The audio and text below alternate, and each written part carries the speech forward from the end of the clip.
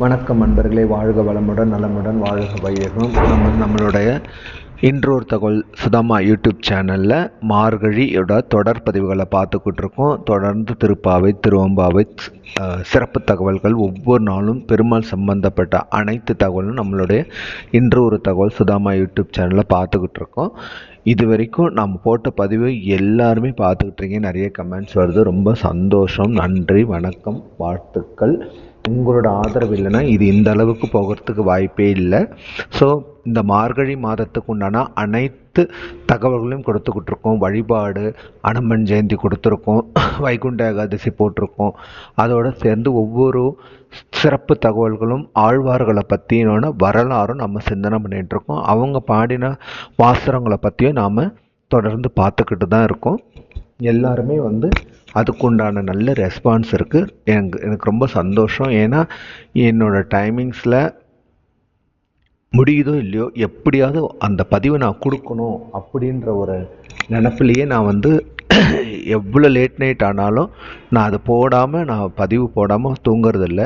எனக்கு வேலையெல்லாம் முடிச்சுட்டு போடுறதுக்கே எனக்கு நைட்டு 12 கூட ஆகிடும் சம்டைம். ஏன்னா மக்கள் எல்லாரும் தொடர்ந்து பார்க்குறீங்கன்னும் போது ஒரு நாள் கூட அதை விடாமல் போடணுன்ற ஒரு நினப்பு இதை நிறைவேற்றி கொடுத்து எனக்கு சுவாமி பண்ணின அருள் அதோடு சேர்த்து உங்களோட பேராதரவானாலும் இது தொடர்ந்து நல்லபடியாக போய்கிட்டு இருக்கு. வாங்க இப்போ நம்ம திருவெம்பாவை பார்த்துட்டு அதுக்குண்டான விளக்கத்தையும் பார்த்துட்டு வரலாம். இன்றைக்கி நம்ம சிறப்பு தகவலாக பார்க்க போகிறது நம்ம திருப்பானாழ்வார். எந்த ஆழ்வாருக்கும் கிடைக்காத ஒரு பெரும் சிறப்பு இவருக்கு இருக்குது. நம்ம அந்த வரலாறில் பார்க்கலாம்.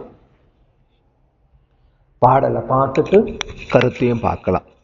ஓரொரு கால் எம்பெருமான் என்றென்றே நம்பெருமான் சீரொரு கால் வாய் ஓவால் சித்தம் களிக்கூற நீரொரு கால் ஓவா நெடுந்தாரை கண்பணிப்ப பாரொரு கால் வந்தனையால் விண்ணோரை தான் பணியால் பேரையர்க்கு எங்கனே பித்தொருவர் ஆமாறும் ஒருவர் இவ்வண்ணம் ஆட்கொள்ளும் வித்தகர்த்தால் வாருருவ பூன்முலையீர் வாயார நாம் பாடி ஏருருவ பூமுனல் பாய்ந்து ஆடேலோர் எம்பாவாய்.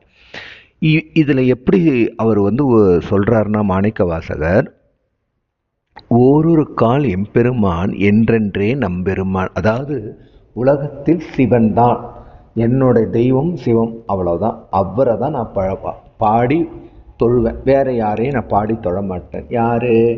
அந்த பூங்குளத்தில் யார் நீராடி அவருடைய கருணை பெற்றார்களோ அந்த பூங்குளத்தில் எப்படி குளிக்கணும்னு சொல்லிட்டு முந்தின பாடலே நம்ம பார்த்தோம்.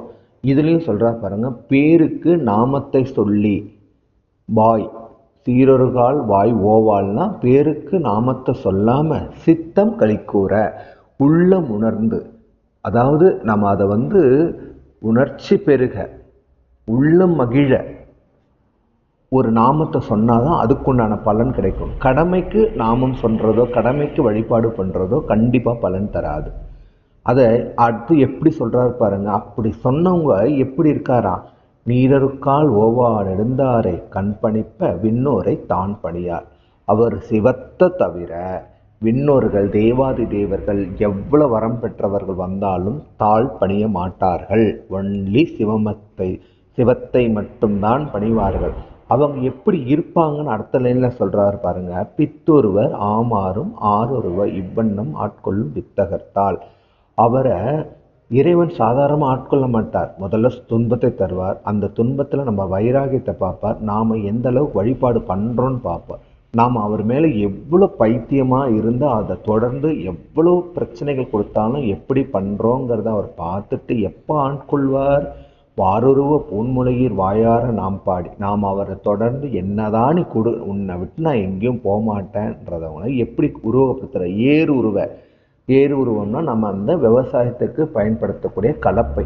அந்த கலப்பை உள்ள திருக்குளத்தில் போய் நம்ம நீராடி அவர் நம்மளையும் ஆட்கொள்ளுவார் சொல்லிட்டு மாணிக்க வாசகர் இந்த பாடலை நிறைவு செய்கிறார். வாங்க ஆண்டாள் நாச்சியார் அருளி செய்த திருப்பாவை பாசுரம் 15வது பாசுரம் பார்த்துட்டு வரலாம். எல்லே இளங்கிளியே இன்னும் உறங்கதியோ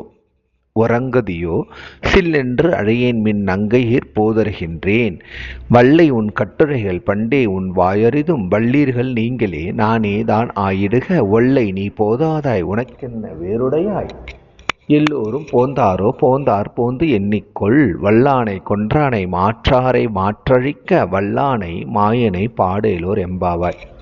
இது வரைக்குமும் தோழியை எழுப்பிக்கிட்டு தான் இருக்காரு ஆண்டாள் நாச்சியார். ஆனால் 14 பாடல் வரைக்கும் பார்த்தீங்கன்னா ஆயர் குலத்த கண்ணன், அங்கே இருக்கிற கோபியர்கள், அங்கே மாடு பால், அதுக்கு உண்டான அவங்க செய்கிற இப்படி ஃபுல்லாக ஆயர் குலத்தை பற்றி மட்டுமே நினச்சிக்கிட்டு இருந்த ஆண்டாள் தான் ஸ்ரீவில்லிபுத்தூரில் பிறந்தவர் என்பதையே மறந்து விட்டாள். ஆனால் என்னதான் இருந்தாலும் ஒரு பெண்ணாக பிறந்தவளுக்கு பிறந்த ஊர் தானே பெருமை. அதை இந்த பாடலை எப்படி காட்டுறார் பாருங்க. ஏன்னா ஸ்ரீவில்லிபுத்தூர் ஏறக்குறைய அந்த திருநெல்வேலி பாஷையை ஒத்துருக்கும். மதுரைக்கு ஒரு பேச்சு வழக்கு இருக்குது, திருநெல்வேலிக்கு ஒரு பேச்சு வழக்கு. அந்த திருநெல்வேலி பேச்சு வழக்கும் ஸ்ரீவில்லிபுத்தூர் பேச்சு வழக்கும் ஏறக்குறைய ஒரே மாதிரி தான் இருக்கும். அதுதான் இங்கே அழகாக எல்லே ஏலே எங்களே இருக்கே எப்பல்லே வர அப்படி சொல்லுவாங்க. நாம் தூங்கிட்டியான்றதை அவங்க உறங்குதியோ இன்னுமா உறக்கம் வரலன்னா அதை அழகாக அந்த பேச்சு வழக்க இந்த ஆண்டாள் நாச்சியார் எங்கே பயன்படுத்துகிறார். இதுலேருந்தே தெரிஞ்சுக்க நான் ஸ்ரீவில்லிபுத்தூர் பெண் தான் என்பதை அழகாக நிரூபிச்சிருக்காங்க. அடுத்த லைனில் சில்லென்று அழையேன் மீன், நாங்கள்லாம் விடியற காலை வந்துட்டு சில்லுன்னு இருக்கோம், நீ வந்து இன்னும் தூங்கிக்கிட்டு இருக்க. அடுத்த நாளில் நீ 2 தோழிமார்கள் பேசுகிற மாதிரி இருக்கும்.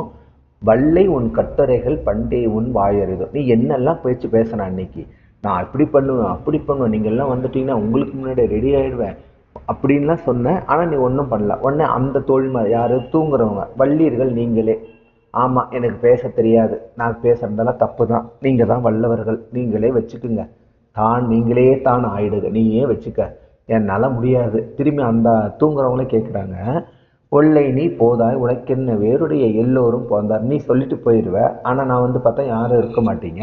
திரும்பவும் கேட்குறேன், எல்லாரும் வந்துட்டீங்களா? அந்த அந்த இன்னொரு தோழி யார், வெளியில் இருக்கிறவங்க, நீயே வந்து பார்த்துக்கிய, ஏன் வந்து சும்மா எங்களே கேட்டுட்டு இது பண்ணிக்கிட்டு இருக்கேன், ஒருத்திக்காக தான் இத்தனை பேரும் வெயிட் பண்ணிக்கிட்டு இருக்கோம், நீ வந்துட்டா எல்லாரும் போகலாம்ல, நம்ம யாரை போய் பார்க்க போகிறோம், சாதாரண ஆளை போய் பார்க்க போகிறோம்ல, வல்லானை கொன்றானை, யார், கம்சனை கொன்றான ஒரு மல்லவனை, அவர் தான் நமக்கு மாற்றத்தை தரக்கூடிய, அவரை போய் பாடுறதுக்கு தானே கூப்பிட்றோம், ஏஞ்சி வா தோழின்னு சொல்லி 2 தோழிமார்கள் பேசுவதை அழகாக நமக்கு படம் பிடித்து காட்டியிருப்பார். இன்னைக்கு சிறப்பு தகவல் என்ன, திருப்பாணாழ்வார் பற்றிய வரலாறு தான். இது வரைக்கும் நம்ம எல்லா ஆழ்வார் பெரிய ஆழ்வார் எத்தனை ஆழ்வாரும் நம்ம பார்த்துருக்கோம். இந்த ஆழ்வாருக்கு மற்றவங்களுக்கெல்லாம் இல்லாத என்ன சிறப்பு அப்படின்னு கேட்குறீங்களா? அதாவது பக்தி தான் முக்கியம், நாம் என்ன செய்கிறோங்கிறது முக்கியம் இல்லைன்றத கடவுள் திரும்பவும் இந்த திருப்பாணாழ்வார் மூலமாக நமக்கு உரைத்தது தான். நாம் நிறைய நமக்கு உட்கான பல பிரச்சனைக்கு இந்த திருப்பாணாழ்வார் வரலாறு நீங்கள் கேட்டாலே அதுக்குண்டான விடை பிறக்கும். ஏன்னா இந்த கதையை பாருங்கள், அப்போ தெரியும். இந்த திருப்பாணாழ்வார் யாருன்னு பார்த்தோம்னா பாணர் குலத்தில் பிறந்தவர். அதாவது ஒவ்வொரு ஆழ்வாரும் பெருமாளின் அம்சமாக தானே பிறக்கார். இவர் பெருமாளோட ஸ்ரீபட்சம் அதாவது மச்சம், மார்பில் இருக்கிற மச்சத்தின் அம்சமாக பிறந்தவர் தான் திருப்பாணாழ்வார். இவர் எதுக்கு இவ்வளோன்னா, இவர் பாணர் குலத்தில் பிறந்தவர். பாணர் குலத்தில் பிறந்தவருக்கு ஒரே வேலை, சாமியை தொழணும், பாடணும், எல்லாம் பண்ணாலும் அவங்களுக்கு கோவிலுக்குள்ளே செல்ல அனுமதி கிடையாது. அந்த காலத்தில் அப்படி ஒரு நடைமுறை. அப்படி இருக்கும்போது ஆனால் இவர் எதை பற்றி, நீ என்ன கோவில் கூட என்ன, நான் பாடுற உன் காதில் கேட்காமே போயிட்டு போது, இன்னைக்காக ஒரு நாள் கேட்க, இப்படியே தொடர்ந்து அவர் நாராயணரை பாடி பரவி கொண்டிருக்கிறார். இவர் பிறந்த ஊர் திருச்சி அருகே உள்ள உறையூர். அப்படி தொடர்ந்து பாடிக்கிட்டே இருக்கார். அதாவது நம்ம எவ்வளோ செஞ்சாலும் நமக்கு உடனே நம்ம நடக்கிறோம் இல்லையா, அதுக்கு இந்த வரலாறு உங்களுக்கு பெரிய உதாரணம். ஏன்னா இவருக்கும் கருணை இன்னும் பிறக்கலை. எப்போ பிறக்குது பிறகு கடவுளுக்கு தெரியும் யார் யாருக்கு எப்பப்போ என்னென்ன கொடுக்கணும்னு. இவர் எப்பவும் அந்த ஆற்றை கூட கடக்கிறதுக்கு இவருக்கு வழி கிடையாது. ஆற்றுக்கு வெளியிலே இருந்து அந்த ரங்கநாதனை பாடி தொழுகிட்டே இருப்பார். ஆனால் அதே கோயிலுக்கு அர்ச்சகர் ஒரு தினந்தோறும் பூஜை பண்ணுவார். அவர் பேர் லோக சாரங்கபாணி முனிவர். அவர் வராரு, ஆச்சாரானுஷத்தோடு குளிச்சுட்டு வர, இவர் நேராக வழியை மறித்து அந்த பெருமாளை நினச்சி பாடிக்கிட்டு இருக்காரு. இவர் சொல்கிறது அவர் காதுலேயே விழலை. தள்ளு தள்ளு தள்ளுங்கிறாரு. கல் எடுத்து அரைகிறார். கல்லெடுத்து அரைஞ்சோடனே இவருக்கு அடிப்பட்டு ரத்தனோ அழிஞ்சுக்கிட்டு இருக்கானா, அதை கூட அவர் பொருட்படுத்தாமல், ஐயோ மன்னிச்சிருங்க உங்கள் வழியை விட்டுட்டேன்னு இவர் திரும்ப ஓரமான திரும்ப பாடிக்கிட்டே இருக்காரு அவர் வேலை. இவர் அடிச்சுட்டு நேராக கோயிலுக்கு போகிறார். போனால் கதவை திறந்து பார்க்குற, என்ன ஒரு ஆச்சரியம்! இவருக்கு எங்கே அடிபட்டு ரத்தம் வழிகின்றதோ அதே இடத்தில் மூலவருக்கு இருக்கிற பெருமாளுக்கும் ரத்தம் வழிகின்றது. இது என்ன விந்தையாக இருக்கிறதே, நாம் அவரைத்தானே அடித்தோம், இவருக்கு எப்படி வருகிறதுன்னு சொல்லும்போது தான் இவருக்கே தெரிகிறது நாம் தவறு செய்து விட்டோம், பெருமாளை பாடி தொழுபவரை நாம் நிந்தித்து விட்டோம்ன்றதை நமக்கு ஆண்டவன் நமக்கு அருளி செய்கிறார்னால அந்த ஆண்டவன் இந்த சாரங்கபாணி முனிவர்கிட்ட சொல்கிறார், நீ எப்படி அவரை துன்புறுத்தினாயோ அதை அனைத்தையும் மறந்துவிட்டு நீ அவரை தோளில் மேல் சுமந்து அவருக்கு நாத மேலதாளத்துடன் முழங்க அவரை என் சன்னதிக்கு நீ அழைத்து வர வேண்டும், இது என் கட்டளைன்னு சொல்லிடுறார். அது இன்னமும் இந்த கோவிலில் இப்படி தான் பண்ணுறாங்க திருப்பானாழ்வாருக்கு. ஏன்? இதுலேருந்து நம்ம என்ன தெரிஞ்சுக்கணும்? இவர் கோயிலுக்குள்ளே போகலை, சாமி இதற்கு நேரில் கண்ணால் பார்க்கல, ஆனால் பாடி தொழுவிக்கிட்டே இருக்காரு. இவருக்கு நம்மளாம் என்ன நினைக்கிறோம், நம்ம இவ்வளோ கஷ்டப்படுறோம், நமக்கு ஆண்டவன் நம்ம கஷ்டத்தை தான் கொடுக்குறாருன்னு இல்லாமல், ஆனால் அவரவங்களுக்கு என்னைக்கு நீ கொடுக்கணும்னு அந்த ஆண்டவனுக்கு தெரியும். அவரும் ஒரு ஆழ்வார் தான், அவரையே இந்த அளவுக்கு சோதிக்க வச்சு தான் அவருக்கு அருள் பாலித்திருக்கிறாருன்னா நாமெல்லாம் சாதாரண மனுஷங்க, நமக்கு கிடைக்குமா? இவர் பாடின எவ்வளோ உள்ள கோயிலுக்குள்ளே பாடி அந்த பெருமாளை பார்த்த உடனே எப்படி பாடுறாரு பாருங்க. அமலநாதி பிறன் அடியார்க்கு என்னை ஆட்படுத்த விமலன் விண்ணவர் கோன் விரையார் பொழில் வேங்கடவன் நிமலன் நின்மலன் நீதி வானவன் நீள்மதில் அரங்கத்தம்மான் திருக்கமல பாதம் வந்து என் கண்ணினுள்ளனே ஒத்திக்கின்றதே.